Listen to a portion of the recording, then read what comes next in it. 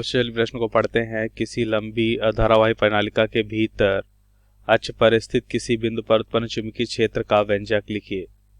अब इस प्रश्न को समझने के लिए सबसे पहले हम प्रश्न की मुख्य अवधारणा को समझेंगे। तो सबसे पहले यहाँ पे हम देखते हैं मुख्य अवधारणा। अब मुख्य अवधारणा में हम क्या देखेंगे, ध्यान से देखिए। तो मुख्य अवधारणा में हम देखते हैं कि एक धारावाही प्रणालिका को समझते हैं। अगर एक प्रणालिका है और इसमें हम क्या करते हैं, धारा का प्रवाह करते हैं, तो इस धारावाही प्रणालिका के कारण हमें क्या मिलता है, चुंबकीय क्षेत्र मिलता है। और हम देखते हैं कि चुंबकीय क्षेत्र कैसा होता है। देखिए, तो यहाँ पे चुंबकीय क्षेत्र जो होता है कुछ इस तरह से हमें मिल रहा होता है, चुंबकीय क्षेत्र की दिशा। और इसके अगर हम केंद्र पर देखें चुंबकीय क्षेत्र, तो केंद्र पर O और इसके इस बिंदु पर मान लेते हैं P है, तो केंद्र पर चुंबकीय क्षेत्र का मान हमें कितना मिलता है, केंद्र पर चुंबकीय क्षेत्र में कितना मिलता है, यह होता है mu naught into N into I, जहाँ आई क्या होती है, प्रणालिका में बहने वाली धारा, एन क्या होता है, एकांक लंबाई का चुंबकीय क्षेत्र। और यहाँ पे अगर हम देखें P, मतलब हम कह सकते हैं कि प्रणालिका के यहाँ पे प्रणालिका के सिरे पर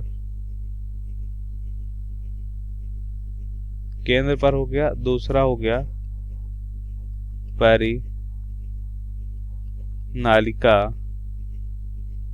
के सिरे पर अगर हम देखें चुंबकीय क्षेत्र क्या मिलेगा, यह हो जाएगा mu naught into N into I बटा 2 होता है, जहाँ पे एन क्या होता है, एकांक लंबाई में फेरों की संख्या होती है। यहाँ पे एकांक लंबाई मान लेते हैं तारों की कुल, यहाँ पे तारों की लंबाई, एन यहाँ पे फेरों की संख्या है। अब हम उत्तर को समझेंगे। तो हमसे प्रश्न पूछा जा रहा है कि केंद्र पर हमें चुंबकीय क्षेत्र बताना है धारावाही प्रणालिका के।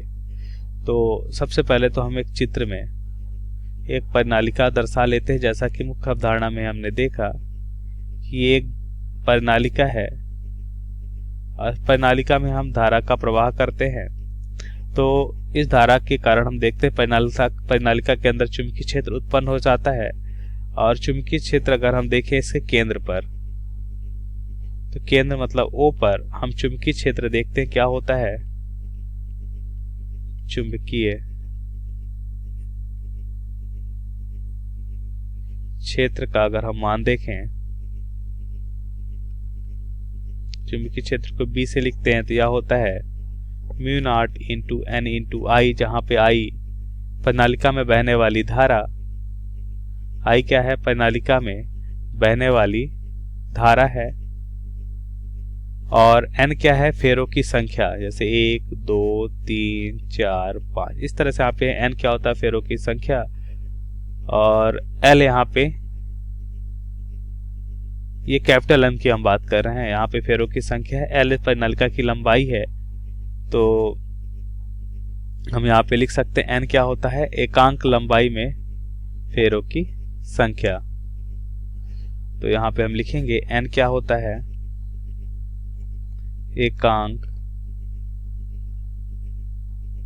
लंबाई में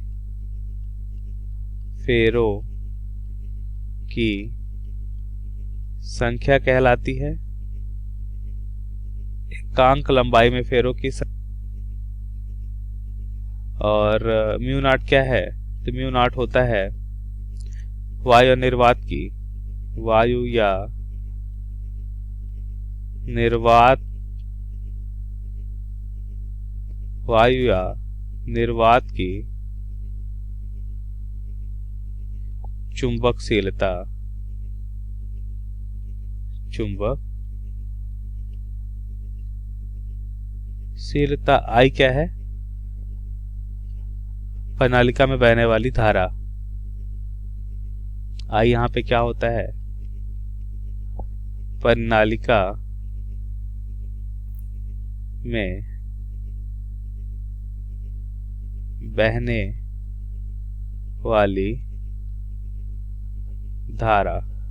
और इसे हम क्या लिख सकते हैं, n को एकांक लंबाई में फेरों की संख्या, मतलब कुल फेरों की संख्या अगर n है और लंबाई l है, तो स्मॉल n क्या हो जाएगा, n/l।